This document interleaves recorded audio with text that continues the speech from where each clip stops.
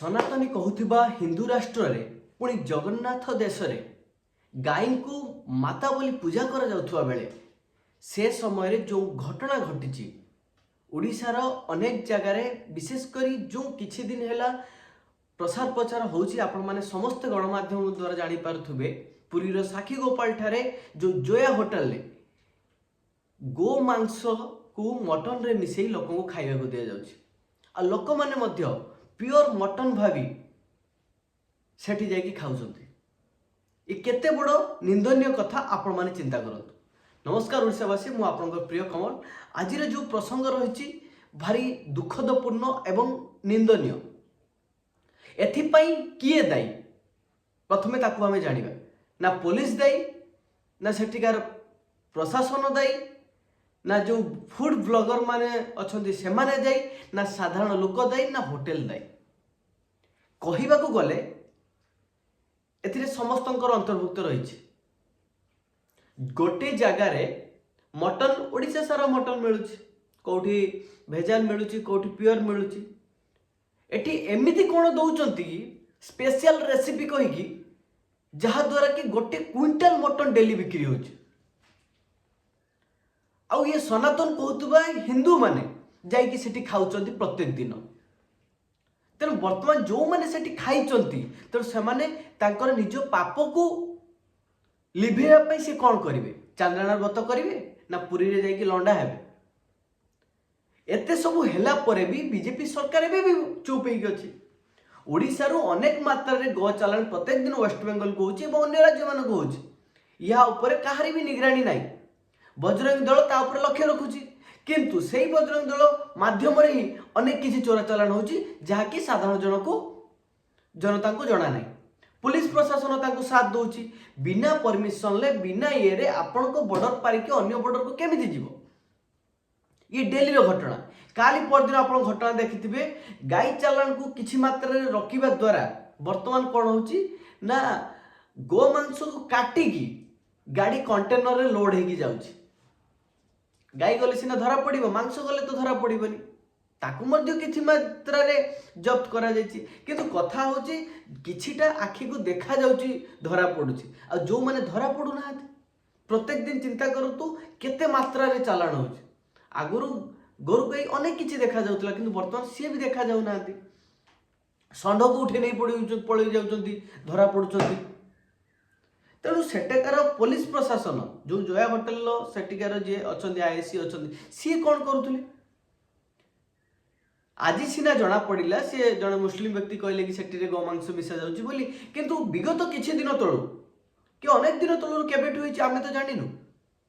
जो जनता माने सेठी खाउथुले, तेणु तांको ऊपर कोन प्रभाव पडुथुबो? एथिने कि प्रशासन काहे चुप रहिची? बीजेपी सरकार जो आरएसएस सनातनी धर्म को सब बेले आगरे रखिची, सी कोन पय तांको ऊपर किछि मंतव्य दउ नाथि कि तांको ऊपर कोनोसी एक्शन निया जाउ नाही। ये कौन प्रकार राजनीति चलती? आप मान देखिथिबे कटक रे गोटे जंगल ले कोड़ा कोड़ा जेमती लदा जाइछि, सब कटा जाइकि तांकर गाई हाड़ सब मुंड सब लदा आइछि। ये सब की प्रकार कथा?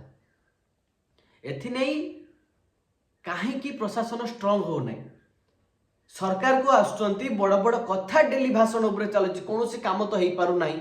छाड़ंतु सी आपन नकल नाही, एटलिस्ट जो गाई गौ माता को नारा नहीं कि आपण जितुचंती, हिंदू सनातन धर्म नहीं कि हिंदू धर्म को गोटे निजस्व साइड नहीं कि आपण धर्म विरोध धर्म को नहीं कि आपण इलेक्शन जितुचंती, ताको भी आपण सुरक्षा दे परना।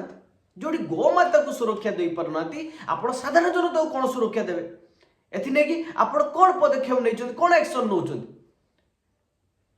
जे जे नुआ सरकार आपण सरकार को आसिले नुआ डीसीपी हैला, नुआ डीजी हैला, ताको भी आपण चेंज करूचंती। केही तो आपण को कथा को खातिर करना। समस्त जे जार बटी नेले, जे जार पॉकेट गरम करले रहिले। तेनो आपण जो सरकार को आछन, सरकार काई को आपण इस्तफा दे दियो। ओडिसा कोन होउची कोन नाही डेली गण माध्यम रे आछी, आपण कोन देखि पर नाथि। से सेटकार जे एमएलए थांतु, जे पुलिस प्रशासन थांतु, ताको ऊपर कोन होउनी कोन बाई किछ? खाली आम सरकार को आसिले आम एटा करदेबू सेटा करदेबू, ताले हो नहीं कहीं केबे करेंगे? आपण 9 मास हवा गलानी एमती हो 5 वर्ष बीती जीव लोक जो बीजेपी सरकार को छाड़ी बीजेपी सरकार आनी कौन आनी कौन यही दिन देखा आप गोमाता को सुरक्षा दे पार ना जीवन जीवन को पुणी जगन्नाथ देश में 4 धाम भर गोटे धाम जगन्नाथ धाम सेठी तो आप मद को बंद कर पारे ना आईस भी चलला छाड़ू एटलिस्ट गोमाता को तो रक्षा दिंतु ताकू तो रक्षा कर तार किसी तो गोटे टास्क फोर्स तैयारी करंतु सेतिके भी नहीं तेणु एथिलागी ओडिशावासी आपको केबे भी क्षमा करेंगे आप किसी भी करूँ सनातनी हिंदू हिसाब रे आपण भी निज जड़े हिंदू तेणु गोमाता केमी सुरक्षा रहिबो यार प्रथम निरापत्ता दबा हूँ आपंकर कार्य तेणु आप अनुरोध ओडिशावासी समस्त तरफ आप अनुरोध जगन्नाथ देश हो कि ओडिशार प्रत्येक कणकण में गोमाता को रक्षा करा जाऊ तांको बाहर को सप्लाई तो दूर कथा एठी से माने केमि सुरक्षित रहिबे सेति चिंता करा जाऊ तांको पाई गौशाला तैयारी करा जाऊ जो बाहर बुलुचंती किछि एक्सीडेंट रे मरि जाउचंती तांको परमानेंटली तांको रखिबार व्यवस्था करंतु आ प्रथमे तो दायित्व ई हमरी बळे साधारण लोक माने गाय जेते दिन पर्यंत क्षीर दउची सेते दिन पर्यंत आमे घरे रखिबा जो दिन क्षीर दवा बंद कर देला आमे तांको बिकि देबा मुस्लिम को आ से कौन करेंगे सी तो गाय महत्व कि जानती आ जो बलद चाष भी हो नहीं तेणु षंड हो गाई हो बलद हो सी से बिकिदे बस तेणु मूल दायी हूँ हिंदू मैंने